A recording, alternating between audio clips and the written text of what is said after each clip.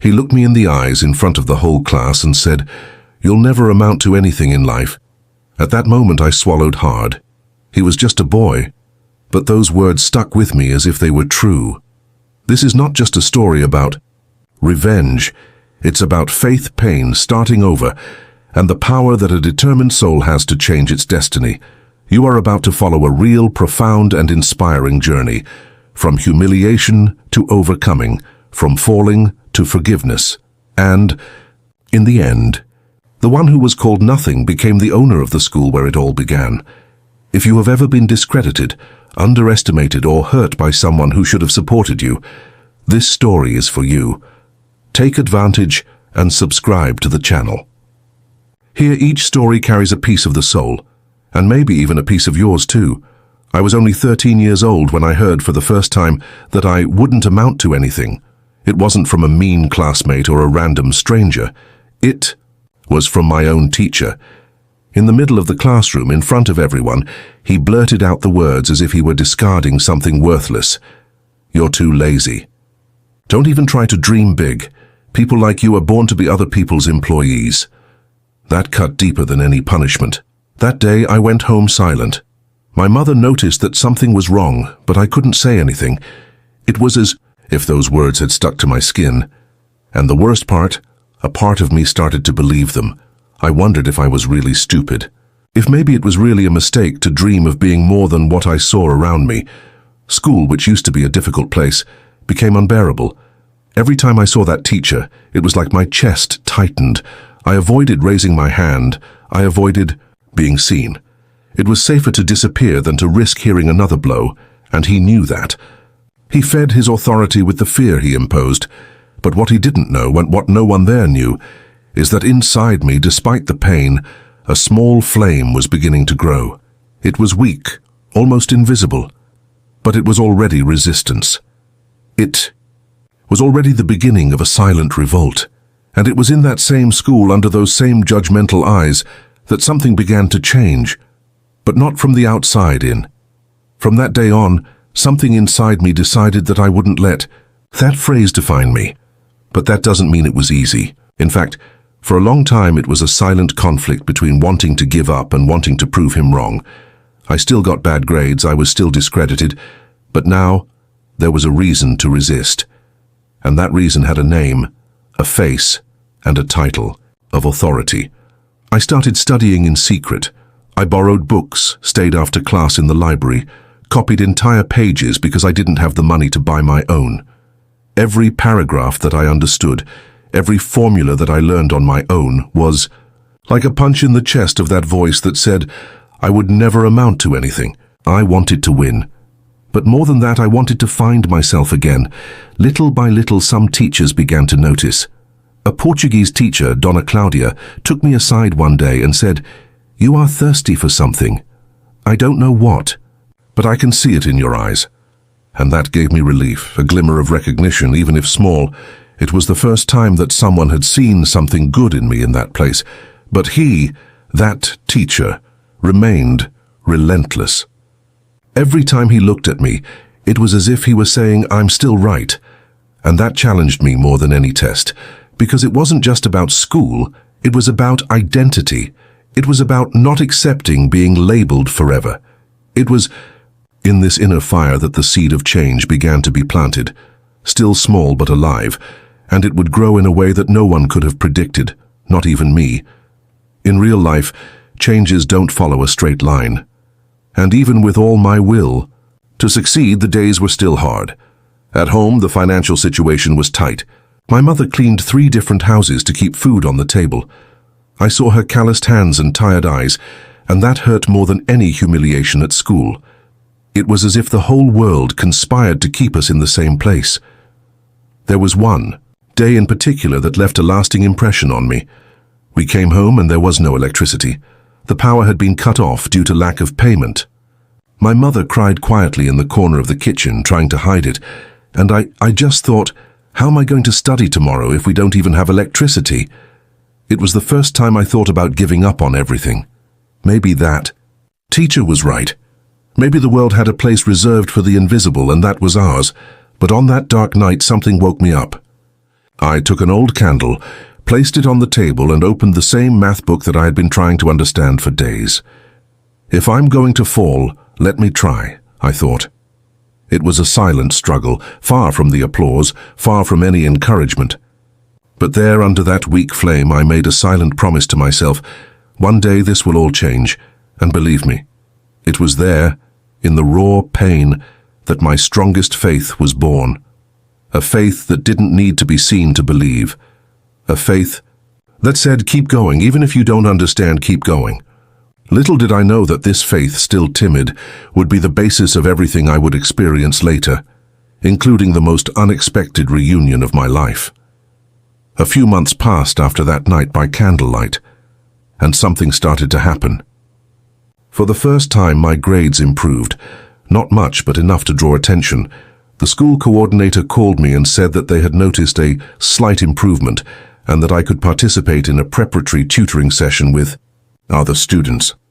It seemed like little, but for me it was a gateway. Someone was finally looking at me without contempt. I entered that tutoring room trembling. I felt like an intruder in the world of good students. But there, I met someone who would change.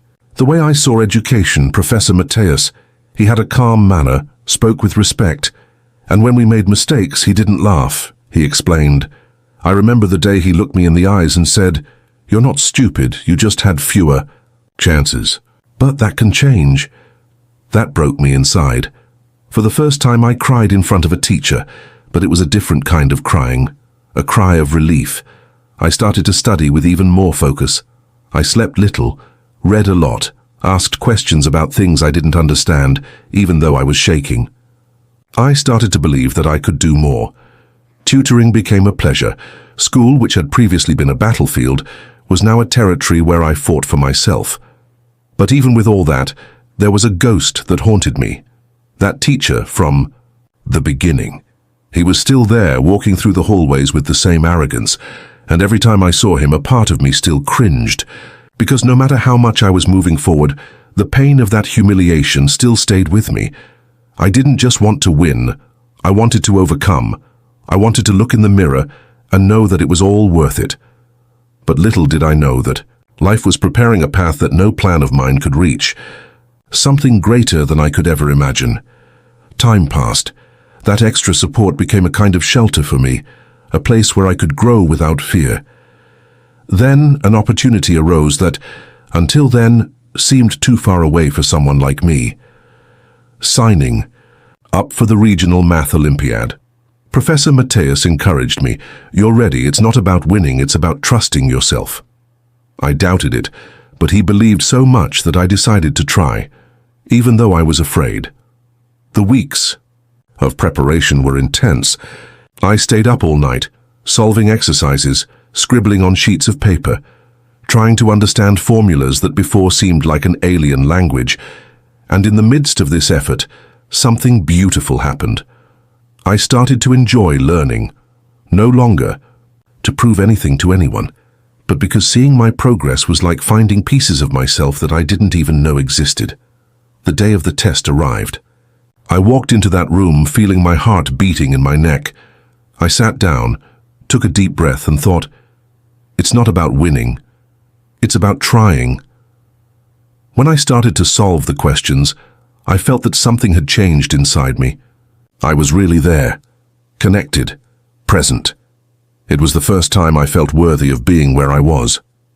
A few weeks later, the coordinator called me with a discreet smile. I had been among the top 10.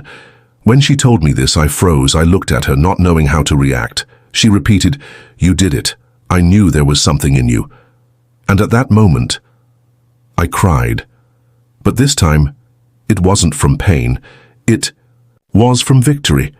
And guess who was in the next room listening to everything as if trying to hide his discomfort?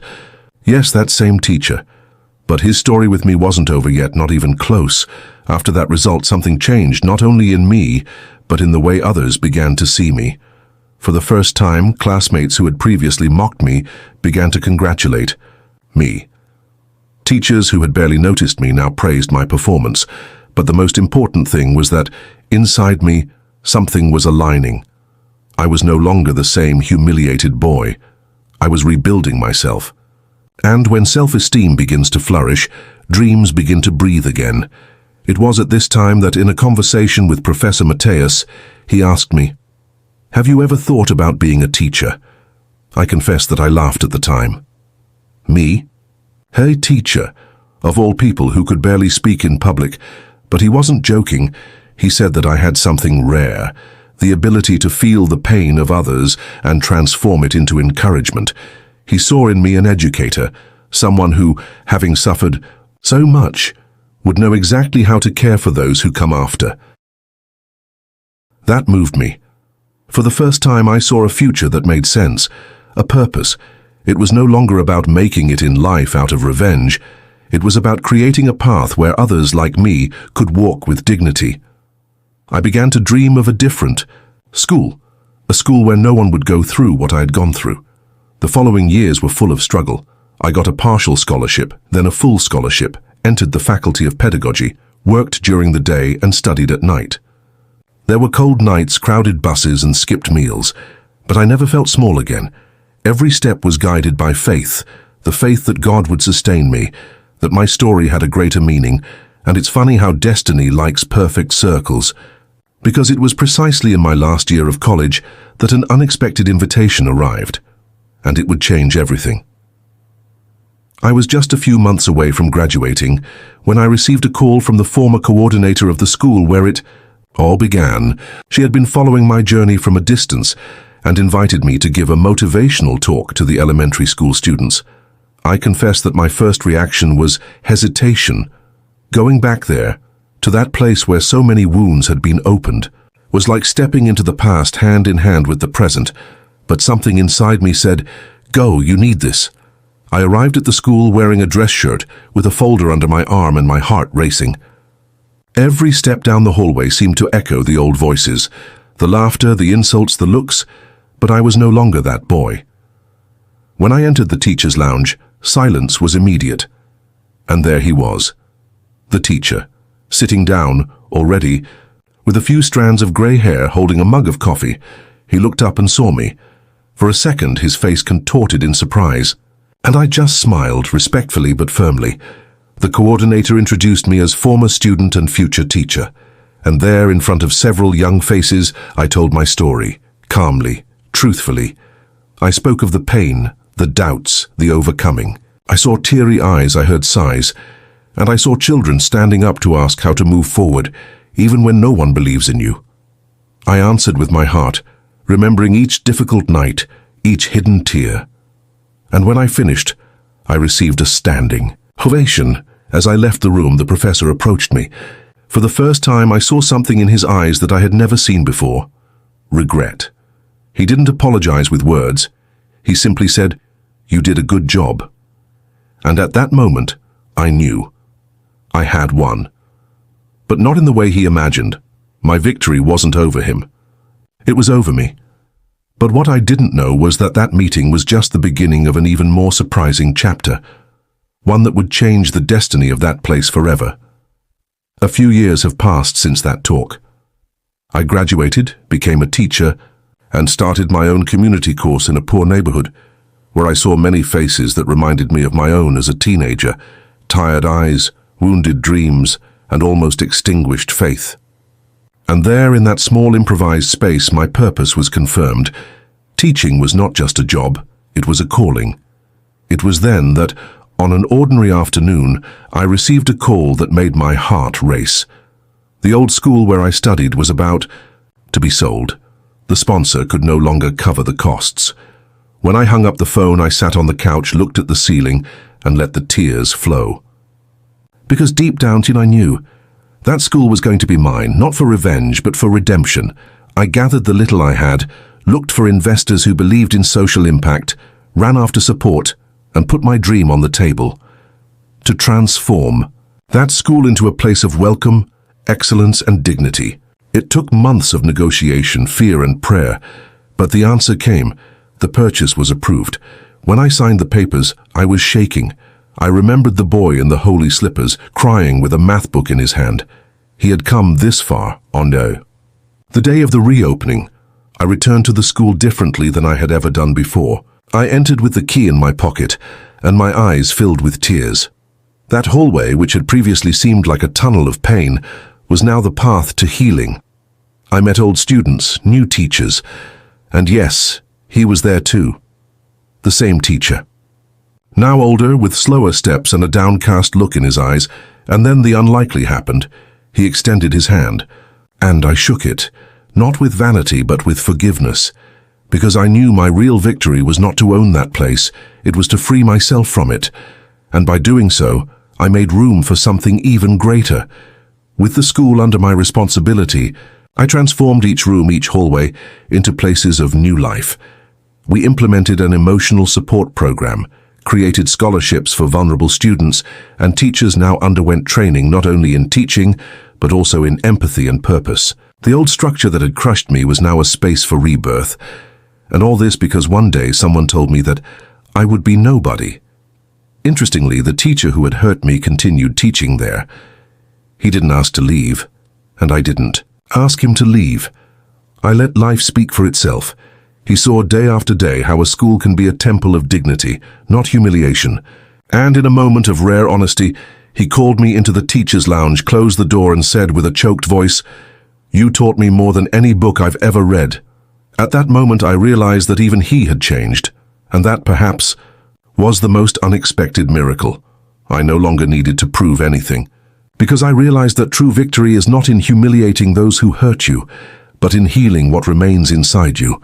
And when healing comes, even the past loses its power to hold you back. I was no longer the excluded boy. I was the seed. That took hold, the faith that withstood the desert, the new beginning that no one expected. And there, in that school where it all began, a new generation began to flourish. Children who now hear, you are capable, and you have value. That is my mission now. It is not about ego. It is about legacy. And if today I am the owner of that school, it is only because I learned to be the owner of my own story. Imagine being challenged in such an impactful way, to the point of someone who should support and motivate you, telling you that you would never be able to achieve your dreams. This is the story of many who faced moments of devaluation in their lives, but who, instead of giving up, transformed the pain into fuel for their ascension. The protagonist of this story was someone who, in a classroom, heard cruel words from a teacher, a person who should have been a source of inspiration and encouragement, but instead, disdain and pessimism marked his words. "You'll never amount to anything," was the judgment. However, this statement was not the end, but rather the starting point for one of the greatest new beginnings. The story begins in an environment that should have been welcoming, the space where the young man found himself at the mercy of an educational system that could not see his potential. Often, these words from an authority figure can be devastating, but for him, what seemed like an end turned into a tireless motivation to change his path. He knew that he could not let that limiting prediction define his future.